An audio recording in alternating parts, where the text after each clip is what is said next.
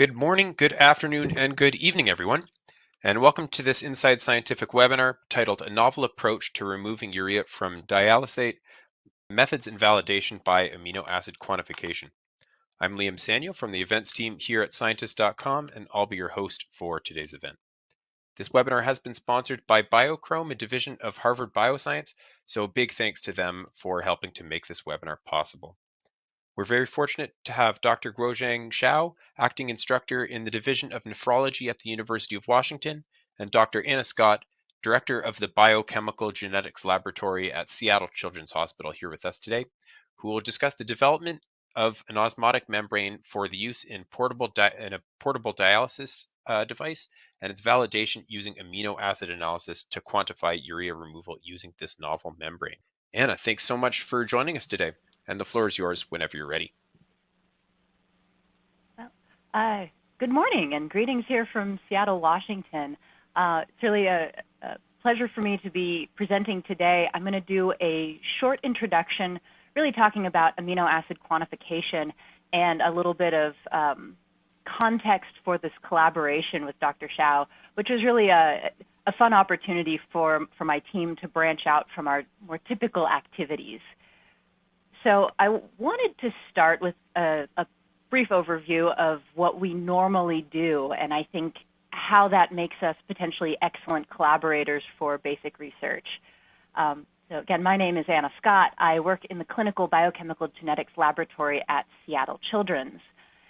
And from my short introduction here, I hope the audience can learn a little bit about genetic disorders and what medical doctors use amino acid quantification for. I'm going to talk about two different methods that are used to measure free amino acids. And I wanted to talk a little bit about the kinds of assay monitoring and maintenance that a laboratory in a hospital has to perform, and how that can really be a resource to basic researchers, and again, make us excellent collaborators depending on your project and your questions. So briefly, biochemical genetics is a pretty generic term, but what we specialize in the diagnostic world is the identification of inborn errors of metabolism. And these are genetic abnormalities that alter basic metabolism of proteins, lipids, amino acid synthesis or breakdown, sugar metabolism, so glycolysis or gluconeogenesis. Really any enzyme defect in those pathways has the potential to cause some pretty dramatic disturbances. And I wanted to share here the first inborn error of metabolism was first described in 1902, and it's a disorder referred to as alkaptonuria. And it was biochemistry that helped to identify these abnormalities. And in patients with alkaptonuria, their urine, when it oxidizes, will change color and turn, kind of the textbooks describe it as a black color. This was actually a sample in my laboratory that looks a bit like an amber ale in the light as you shift the pH from acidic to basic. So that's really a titration set of samples shown here. But this is a clue that there was something not quite right in the metabolic process, and that individuals with alkaptonuria are excreting compounds that are very atypical. And that's really what biochemical genetics is all about. We do not do DNA sequencing, but we look for small molecules, or we directly measure enzyme activity to find defects in fundamental metabolism and try to pinpoint where the genetic abnormality may be, which makes for much more specific genetic sequencing testing. So inborn errors, as I mentioned, cover a large space chemically. Today I wanted to talk a little bit about amino acids, and there's a lot more than the classic 20 that we think about. I've added some green circles here to highlight some of the amino acids that we are able to measure in body fluids. And again, seeing the accumulation or the absence or even presence of very unusual amino acids can be diagnostic of specific inborn errors of metabolism. So our providers, medical doctors that order free amino acid testing, will typically order it with there's a question of, is there an inborn error of amino acid metabolism, or your patient already has a diagnosis and they're monitoring protein intake, making sure that we're not stressing that particular pathway too much. Sometimes the unusual amino acids that accumulate, or even normal amino acids that accumulate to a level that is way beyond normal, can cause clinical symptoms and actually be quite dangerous to patients. So free amino acid quantification is used primarily to make it a diagnosis or to monitor patients for their management. And in the biochemical genetics lab, we use really any tools that we can to measure small molecules and enzyme activity. So I've pictured here the basic tools that my team uses. A GC mass spectrometer, tandem mass spectrometers with a lot of liquid chromatography on the front end. I'm going to be spending most of today talking about our HPLC system for free amino acid quantification, but we also use UV and fluorescence spectrometers. Again, I mentioned enzyme activity is a big part of what we do, and those are the instruments that we use. So amino acids, this is kind of the relevant component for today. We use an HPLC system that relies on UV absorption to quantify each of the amino acids. We use a derivatization component called ninhydrin that, when it reacts with any free amine, will create this compound called Ruhmann's purple, which is literally purple. And we can, using the UV detector, measure the intensity of that color at a particular point in time that corresponds to each of the amino acids. So that is the system that my laboratory currently uses. Many other laboratories, particularly big reference laboratories that offer biochemical genetic testing, are moving in the direction of tandem mass spectrometry as a method of measuring free amino acids. Tandem mass specs are incredibly powerful and technically challenging. So one of the things I like to tell folks that come through the lab is with great power comes great vulnerability. The mass specs are incredibly powerful devices for measuring specific compounds, but they're not so great at the unexpected. And they are also very technically challenging to maintain, and the initial assay development is also quite challenging. So this is why this particular instrumentation is primarily used in reference laboratories, where they may have entire teams of development scientists able to provide support for this instrumentation. And also they have the sample volumes to justify the initial setup cost and development. The mass specs are quite a bit more expensive to purchase than an HPLC with a UV system. So those are our two methodologies. They each have their limitations and their strengths, and I'm going to show you a little bit of data off of our HPLC system. So the majority of samples that come into my laboratory are plasma samples. So this is spun blood. We use internal standards, and we precipitate out any free proteins in that plasma. And so it's really a supernatant from a quick crash and centrifugation. That supernatant is transferred to a clean vial and loaded onto our analyzer. This analysis process is a little bit on the slower side, but the column takes about 3 hours to run, and it really gives us baseline resolution of each of the known amino acids. An example chromatogram is pictured here with time on the x-axis and absorbance at 570 nanometers on the y-axis. There are ways to speed this up if you don't need all 20, or well, it's like 30 or 40 amino acids that can be detected, but the majority of people have about 25 that are readily detectable. There are ways to speed up the chromatography and target particular sections. And that does have its uses for specific known diagnoses. But generally, it takes about 3 hours start to finish. We run one patient at a time, So this is not the fastest technology, but again, there's a level of robustness here and reliability that's really fantastic. And so I mentioned in the clinical laboratory, we are dictated by concerns of patient safety, which means we spend a lot of effort doing validation of all of our instrumentation and our methods. We worry about accuracy and reproducibility. And so some of these elements are covered by legal requirements. These are dictated by the Clinical Laboratory Improvement Amendments, also known as CLIA certification. Any laboratory that is turning out patient results must be CLIA certified. This is a federal requirement. I would say most hospital laboratories are also CAP accredited. This is an additional level of kind of demonstrating good laboratory practices, again, with an eye towards patient safety and reliability. So the College of American Pathologists is not a legal entity, but they do offer essentially inspection services and accreditation for laboratories performing human testing. And here are just a few parameters that I listed around assay validation.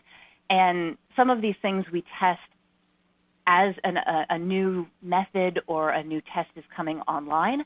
And others we monitor regularly. So we do accuracy assessments throughout the year through proficiency testing that's offered by external kind of entities. This is samples that we essentially purchase to test them. We're graded, we're compared to peers, both in terms of methodology and other clinical laboratories. And we regularly monitor for changes in the behavior of our instrumentation. So we run daily control samples, normals and abnormals, to make sure that we are as consistent as possible. And so with all of that as a backdrop, when Dr. Shao reached out to me about his new dialysis device, his question was around really our sensitivity and our accuracy, whether or not we could measure free amino acids in samples kind of before his device and then on the backside of his device, so that the dialysate, to get a sense of how many of the amino acids were being pulled out inappropriately.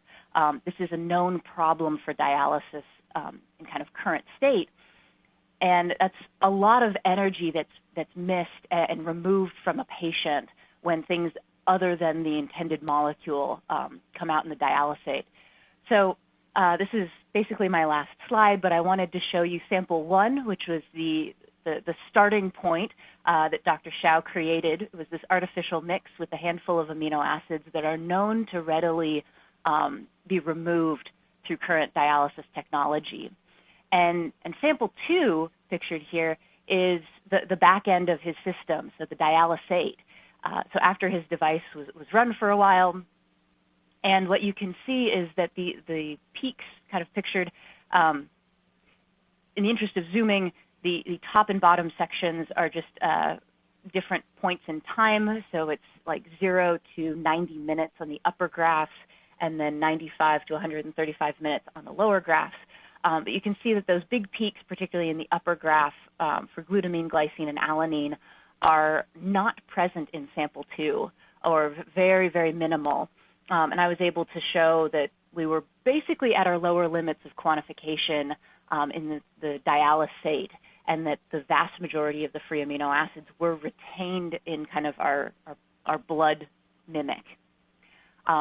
So with that as an introduction to the methodology, thank you so much for listening. I'm going to hand this over to Dr. Shao to talk about what he actually did as far as engineering and development. So thank you so much. I will be around for questions at the end. Fantastic. Well, thanks so much, Anna, for a really great presentation. And with that, I'm very pleased to welcome Dr. Shao. Guozheng, thanks so much for joining us today. The floor is yours whenever you're ready. Thank you, Liam. Thank you, Anna, for the introduction. I have a sore throat, as you can hear, but I'm not COVID positive, as self-tested negative on both tests. I'm Guozheng from the University of Washington in Division of Nephrology and the Center for Dialysis Innovation. I'll talk about the portable dialysis we have developed by dialysis regeneration through photooxidation of urea. The problems with the current dialysis treatment is quite obvious. The patients are trapped in treatment centers and they have to go to the center for dialysis 3 times a week, and each time typically lasts for 4 hours and consuming 120 liters of fresh dialysate. The 5-year survival rate for most hemodialysis patients are 35%, which is similar to most forms of cancer. And talk about the 12-hour of weekly treatment. And the patients have very inadequate quality of life. Despite the bad outcome of this treatment is a costly process. Hemodialysis is typically about 1% of the patients and 7% of the Medicare budget in the United States. Since the inception of the dialysis treatment technique, people have been dreaming of portable form of dialysis. On the left is a picture taken in 1974 on the Mediterranean. This is a patient using the READY system. On the right is a more recent photo of Bill Packman rafting down the Grand Canyon in 2006 using Next Stage, as you can see in the middle of the picture. And he was doing hemodialysis. So what we would like to develop is a more portable form of hemodialysis. The advantage of that is quite obvious. The patients will have better quality of life. And presumably, they will operate longer hours, which, from the perspective of uremic toxin removal, will require lower AV fistula or graft blood flow rate, which will alleviate many of the symptoms around the high blood flow rates through the fistula or graft. However, it's technically challenging because we then have to reduce the demanded fresh dialysate from 120 liters in a dialysis session to maybe a few liters. That will make it portable. By doing that, we have to regenerate the spent dialysate and remove the uremic toxins safely and efficiently. At first, we need to understand what are the uremic toxins and how much of the uremic toxins are being removed in each dialysis session. According to the European Uremic Solutes database, there's currently 130 entries. And so what we did was to go over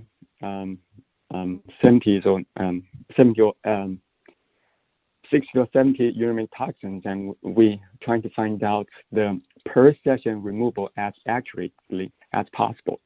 For example, listed number 1 is urea. The per session removal mass is 23.6 grams. However, most of the uremic toxins are not as well characterized as urea. Then we have to find, for example, the difference between the mean uremic concentration and the normal concentration, and then we need to time that by the volume of distribution. However, although in dialysis treatment, the toxins are removed directly from the vascular space. Their distribution, they exist also in the extravascular space, and the distribution is not one-to-one in those different compartments. So we need to define a character called here partition correction, and we try to find as many references as possible to back up data. And what we found is that the previous table being plotted in this figure. Here on the left is the normal concentrations in the serum in milligrams per liter. On bottom axis is the molecular weight. And we plotted the molecular weight cutoff of both the low flux and high flux hemodialyzers. As you can see, most of the uremic toxins, in terms of mass removal, are falling far off the molecular weight cutoff of even the low flux hemodialyzers. And the urea is easily the single most abundant uremic toxin. So we need to have a safe way and efficient way to remove urea. For example, in the READY system developed in the 1970s. And that READY system is centered around the urease enzyme, which converts urea into ammonium ion and bicarbonate. Because ammonium is toxic, then it requires zirconium, the highly specific zirconium phosphate, to remove ammonium ions, which removes other cations as well. It also requires a following zirconium oxide ion exchange layer, which removes the excessive anions. But this READY system gradually phased out when higher water quality control techniques were established in the 1990s. A second method for urea removal is really centered around urea sorbent. And there are dozens of materials being explored as urea sorbent, and many have shown quite high urea binding capacity in the tens of milligrams per gram regime. However, when the urea sorbent, or when the potential urea sorbent exposed to more complicated medium, like a serum, they typically lose their binding capacity very quickly to around 1 or 2 milligrams per gram. Another urea removal mechanism is listed in Figure C, where the urea will be oxidized by this oxidation cell, and there will be multiple electrodes, materials and material combinations and operating conditions have been explored. The advantage is that it requires the least maintenance, as it doesn't need the very heavy ion exchange materials, and it doesn't need to daily replace the urea sorbent, which will be many kilograms. And however, the efficiency and safety of this oxidation-based urea method has never been established. So what we decided to go down this path, and we'll do oxidation of urea, and we found a highly specific electrode, which is titanium dioxide coated FTO substrate. FTO is the conductive glass.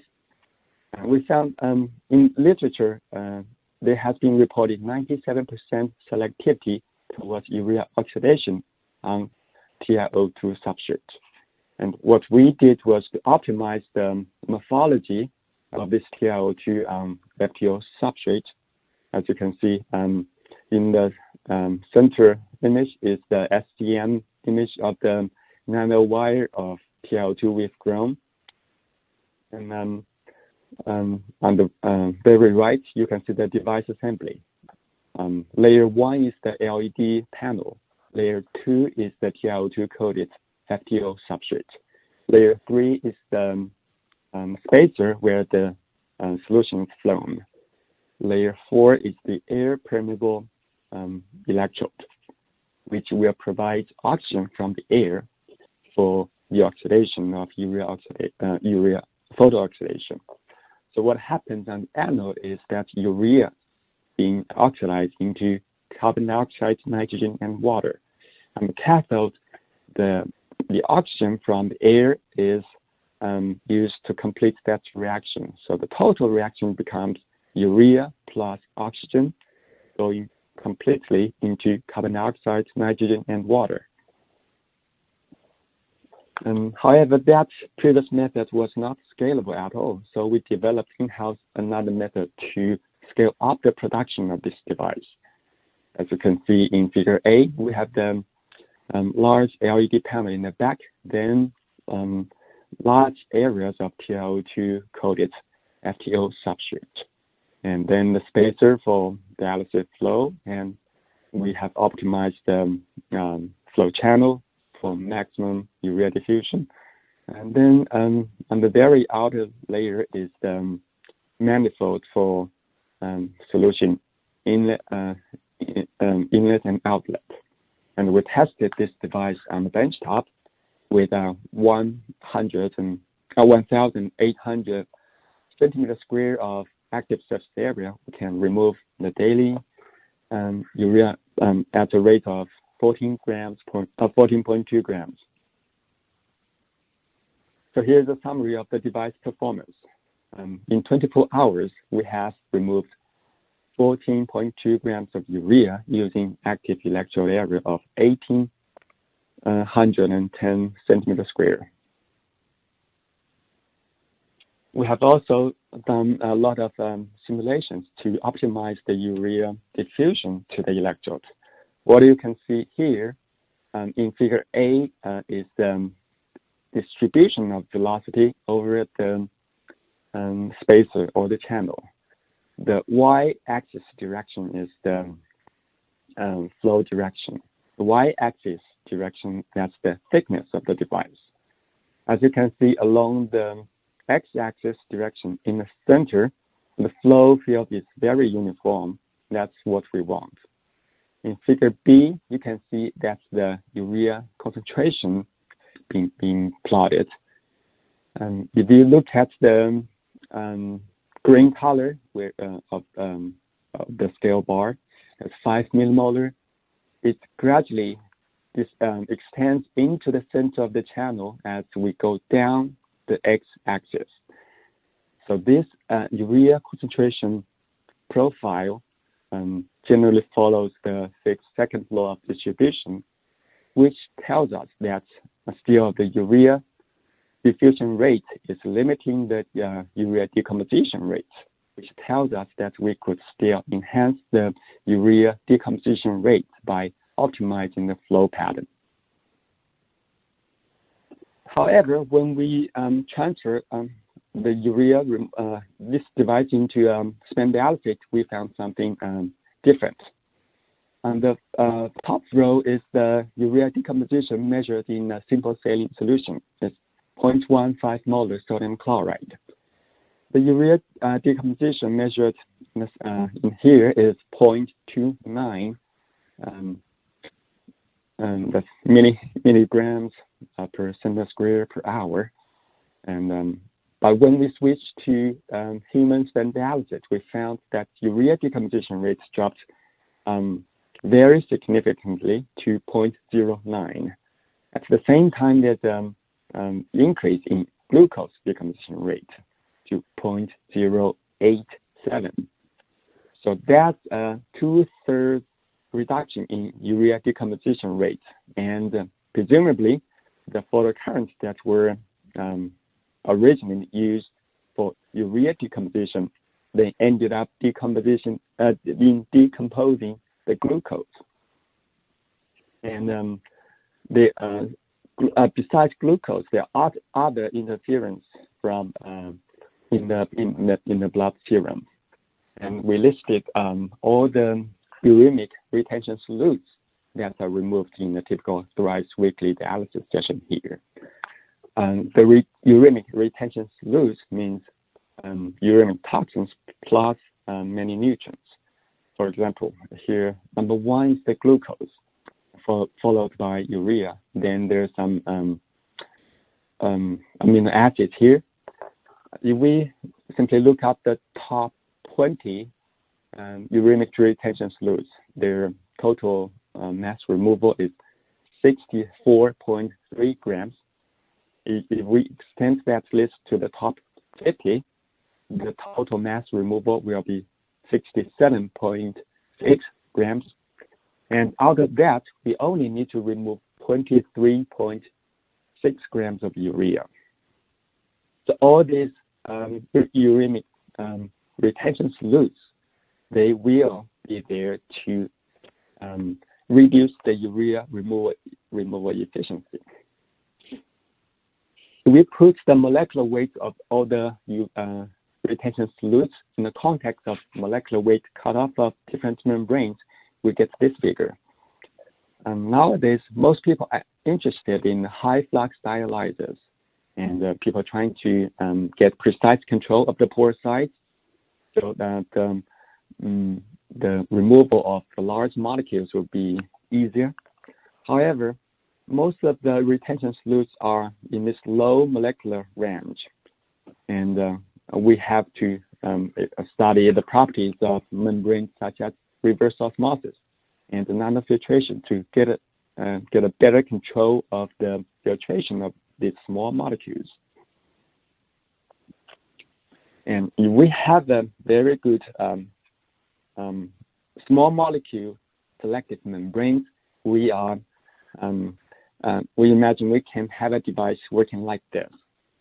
First, we have a hemodialyzer interfacing with the patient, where all the large and small molecules will end up in the yellow dialysis loop. The non-urea urine toxins will be removed by these activated carbon layer. And going to the right, we have the forward osmosis cartridge, which is urea-selective. So the urea and only urea will pass this membrane and end up in the oxidation loop. And the urea would be decomposed into carbon dioxide, nitrogen, and water. And so we found this commercially available aquapowering inside cartridge, and we prepared samples of uremic retention solutes, and we sent the samples to Dr. Anna Scott and Dr. Andy Hoofnagel in Seattle Children's Hospital and here at UW Lab Medicine to test their concentrations. And on the left axis, you can see the concentration in log scale. The cyan color is the feed concentration, and in the orange color is the FO, which forward osmosis permeate. In the first species was urea. Before and after the forward osmosis membrane, there was almost no drop in concentration. But going to the second, to number 2, glucose, you can see from the cyan color to the yellow color, there's 3 orders of magnitude drop in concentration. So we dropped the glucose interference to almost 0. And the trend is similar for other retention solutes, such as the amino acids and uremic toxins on the far right. So we have found a very commercially available membrane that's highly selective to urea diffusion, which at the same time cut off glucose diffusion.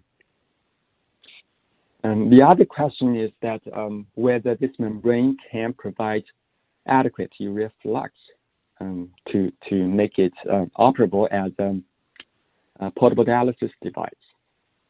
On the left axis, we have the urea removal rate with units of grams per day. On the bottom axis is the inner fiber flow rate in milliliters per minute. With 10 millimolar of feed urea concentration, we found that at a flow rate of 30 milliliters per minute, we can remove 20 grams of urea. That's more than we want to remove with 15 grams of daily urea removal.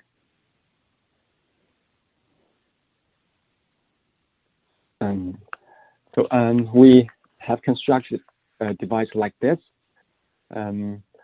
The blue cartridge is the forward osmosis cartridge. On the left, we have the spent dialysate being circulated. On the right, we have the urea photo decomposition unit. This device we did on a small scale, but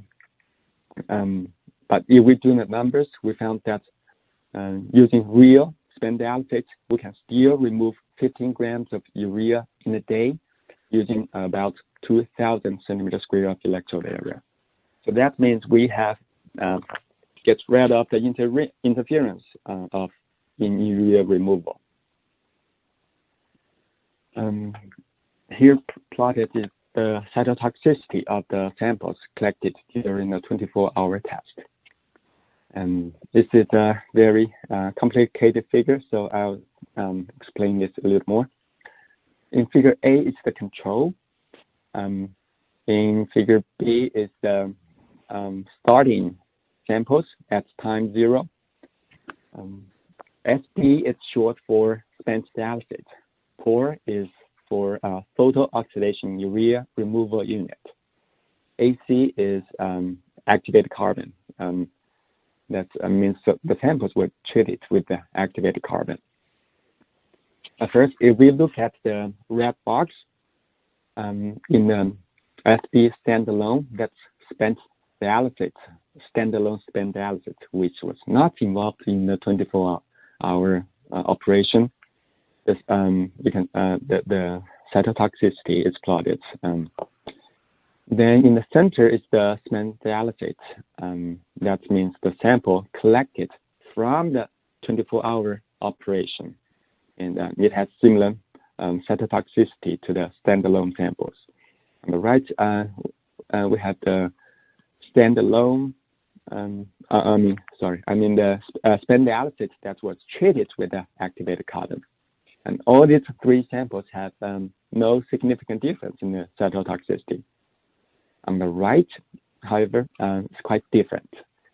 From the left, we have the POR, pre-AC. That means the samples collected in the photooxidation units that were not treated with activated carbon. That's very cytotoxic. Then after immediate, after a short activated carbon treatment, the cytotoxicity were almost removed. Similarly, the latter two samples, they were treated either with inline activated carbon or further treated with inline activated carbon and then activated carbon treatment during sample treatment. As you can see in the latter three samples, even with a little bit of activated carbon treatment, the cytotoxicity was mostly removed. And we have this forward osmosis membrane that acts as a barrier for any toxic byproduct. So in comparison, the ready system shown in figure A, we have the patient was interfaced to the hemodialyzer, and there was a dialysate regeneration unit that's centered around the urease enzyme with 2 layers of ion exchange materials. On the right, we have our FO POR, which is forward osmosis photooxidation urea removal device. We have in the first stage, we have the hemodialyzer as well that's interfacing with the patient. On the second stage, we have the forward osmosis cartridge, which is Urea-Selective. And all the uremic toxins will be removed by the activated carbon layer in the dialysate circuit. And the urea alone will be removed in the urea removal circuit. And the advantage of this double-stage device is that first, it protects the POR units, the green circuit, from interference and from non-urea species, and it will enhance the efficiency of urea removal. Second, it protects the dialysate and patient from the byproducts that's produced in the POR unit. And this Urea-Selective FO cartridge could potentially benefit other methods of urea removal as well, such as the urease-based methods and sorbent-based methods, all because they will minimize the interference of non-urea retention solutes. So here's the conclusion. First, the POR units can remove urea at therapeutic rates. That's around 15 grams of urea in a day. However, while it's removing urea, it will generate ammonium and potentially other byproducts. Second point is that there is a variety of uremic retention solutes that are being removed together with urea. And urea removal efficiency through photooxidation is reduced under the interference. Then forward osmosis can act as a selective membrane for both urea and any produced byproducts. So it will enhance the urea removal efficiency, and it will enhance the safety of the device. The last point is that the FO-Pour device can safely and effectively remove daily urea generated within the dialysis patient. Lastly, I want to acknowledge many people in my team. First is Dr. Bruce Hines. I was working as a postdoc in his group when most of the work is done. Then Dr. Anna Scott and Dr. Annie Hufnagel helped me quantify the uremic retention solutes in my samples. And many people helped me do the device assembly and the testing. I want to thank Dr. Shen for organizing and coordinating many of that efforts, and Dr. Christian for helping me doing the cytotoxicity study. And listed at the bottom are the directors for Center for Dialysis Innovation and the CDI and Northwest Kidney Centers. I want to thank them for sponsoring this work. And thank you all for listening. So I'll just add Guozheng and Anna back to the audio line, and we'll get into answering some questions. All right, great. Well, Anna and Guozheng, you ready to answer a few questions then? Yeah. Happy to. Perfect. And as a reminder, if you do have any questions you'd like to submit, you can submit them using the Ask a Question panel. So I can see from the Ask a Question panel that you actually had a few questions, Guozheng and Anna, that you'd like to ask each other. Guozheng, did you want to start with yours to Anna? Yeah, I would like to know what chemical species other than amino acids are characterized in your lab. Ooh, so beyond amino acids, I think one of our other highest volume tests with pretty high accuracy and precision is measurement of acyl carnitines. So these are medium and short chain free fatty acids that are conjugated to a carnitine molecule for transport in and out of cells, primarily heading to the mitochondria for ATP production. I'd say from a quantitation standpoint, that's our other big test. Actually, when I was wondering if you might be referring to other chemicals we can see on the HPLC analyzer. And so I want to just touch on this briefly. We can see a variety of medications, mostly antibiotics. Quantification of these gets a little bit hairier because we don't have calibration curves established, but that there is always the possibility for a research collaboration where if there's a compound of interest that might be detected or that I know is detected in one of our methods but is not routinely quantified as part of clinical care or management, maybe because it's not relevant or there's other things that are more interesting for, again, a management perspective, that doesn't mean it's not possible to set something up. So what I've really enjoyed about the biochemical genetics laboratory is our ability to kind of adapt and sometimes even react to specific questions, even that happen for our patients. Because we deal with rare disease, every patient can have kind of a different story going on.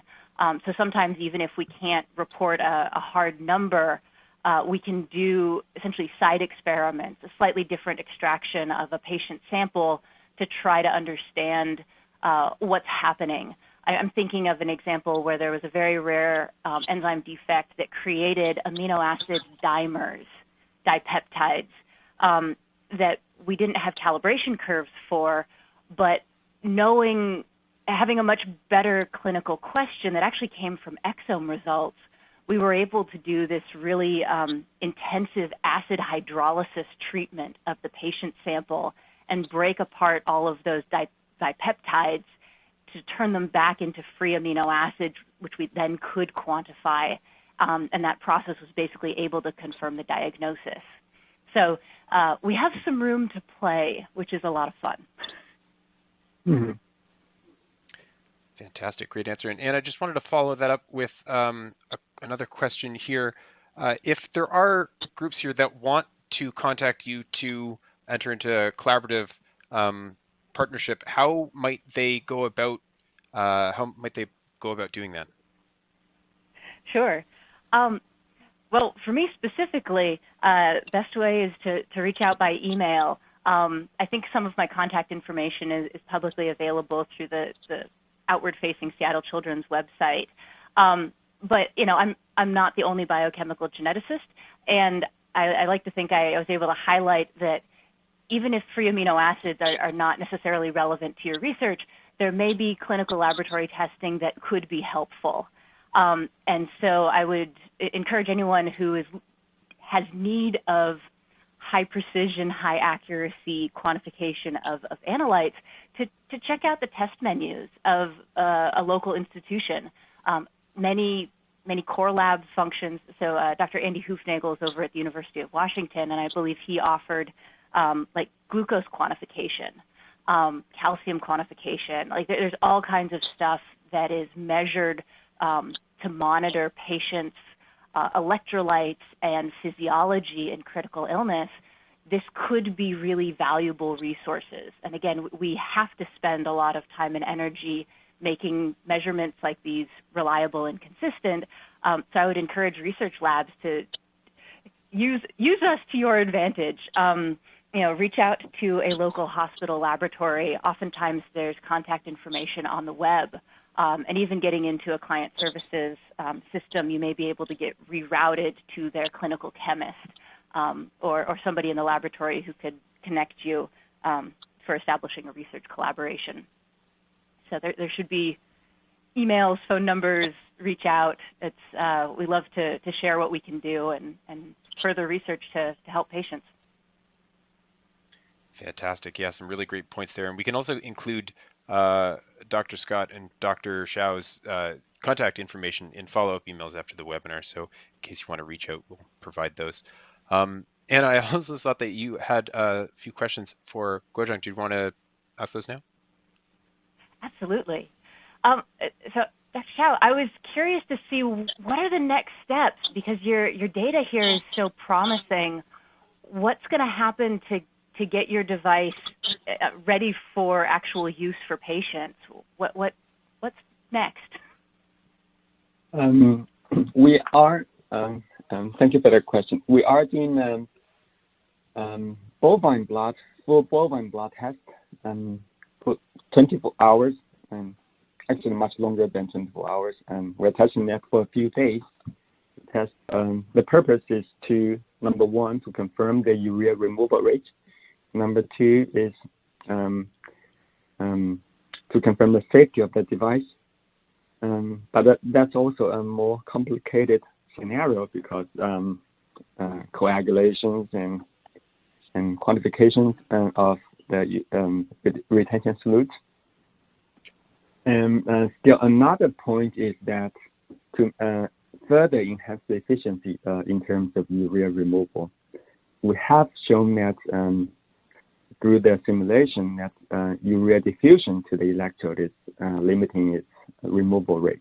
And we want to optimize our flow pattern and increase the efficiency, the rate of urea removal, and shrink our device dimension and weight.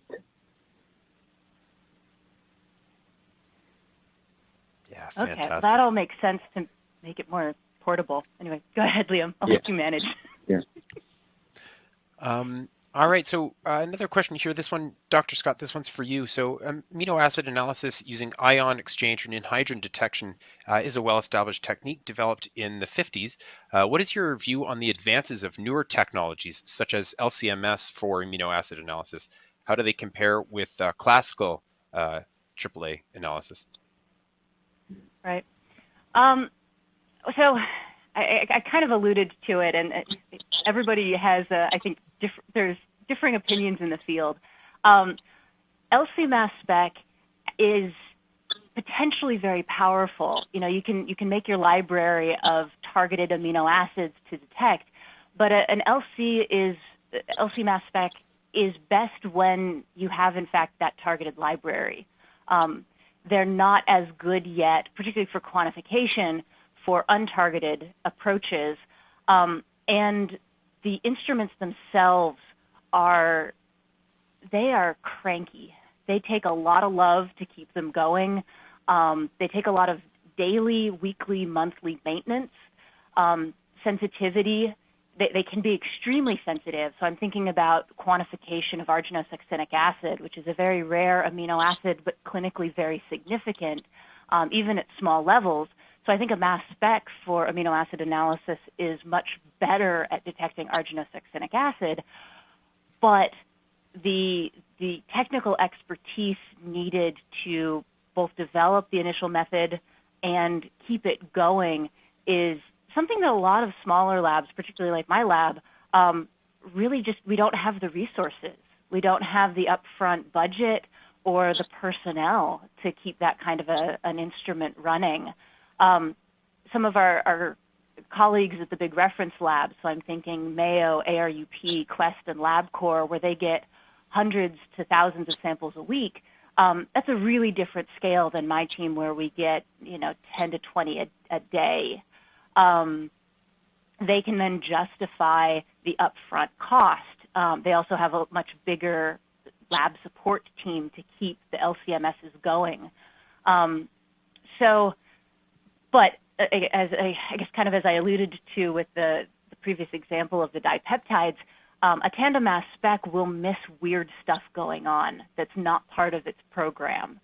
So there's actually a wonderful paper out there about how repeated analysis by tandem mass spec of free amino acids failed to diagnose prolidase deficiency because dipeptides are not built into these libraries. It's very rare to see them.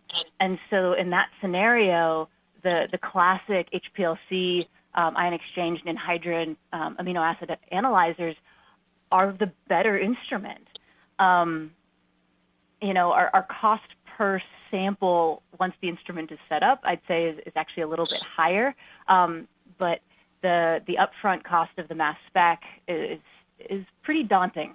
So each have their pros and cons, and I think it really, the technology that is appropriate depends on the needs of the laboratory and the resources of the laboratory. Fantastic. Yeah, thanks so much for sharing. I think we'll try to squeeze in maybe two more questions here. Guozheng, this one is for you. So thinking about inborn errors of metabolism, there are patients where dialysis is needed to remove other molecules like ammonia or leucine. Do you think it would be possible to make other two-stage devices to enable selective removal of compounds that could be patient or disease specific and minimize the loss of those beneficial metabolites? I like that question. There's a lot of opportunities there. I think it's definitely possible when we develop membranes with new properties that's selective to a new class of molecules. And on the other hand, I think the ready system could potentially be readily useful here, as there is already ion exchange materials. We can actually remove the urease from the ready system. We can just leave the ion exchange materials there, which will remove ammonia, and amino acids, and other ions as well. So then obviously you need to back infuse the other amino acids and electrolytes. So that's already the ready system. It's by removing urease from that system, it already works, and by introducing new membranes, potentially the two-stage system that we are developing could also work. Fantastic. A few maybe short questions that we have left. Guozheng, this is another one for you. What detection levels do you require for the dialysis investigation in terms of picomoles? It's complicated because if you really go to the picomolar region, the list of molecules you can detect can be super long, and we don't want to burden ourselves with quantification of all the chemicals at this stage. And we're just interested in the at most the top 60 or 70 uremic retention solutes. So they are mostly above the millimolar regime. Some of the chemicals are around maybe 0.1 millimolar. Yeah, but we are not going much more than that regime at this stage. There's one exception, that's ammonium ion, which we need to pay special attention to because ammonium ion is toxic to the patient above 50 micromolar. Yeah, hope that answers your question. Yeah, definitely. Well, thank you so much, Guozheng and Anna, for the really fantastic insights today. It's been a real pleasure having you with us. Thank you for organizing this, Liam. Thank you. Yeah, absolutely. My pleasure. Big thanks also, of course, to the audience here for participating. And last but not least, we'd like to also thank Biochrome for sponsoring this event. We now invite you to take your time to submit your feedback on this survey. We do read all of your questions and comments and really appreciate any input you can provide. If you still have a question, it's also not too late. You can still submit it using the Ask a Question panel, and we will be forwarding it on to the speakers following the event. Again, if you're interested in learning more about the research or the technology presented today, we have added some really great publications and web resources in the resources tab. And so in closing, we hope you enjoyed this Inside Scientific webinar, and we'll see you again next time. Have a great day, everyone.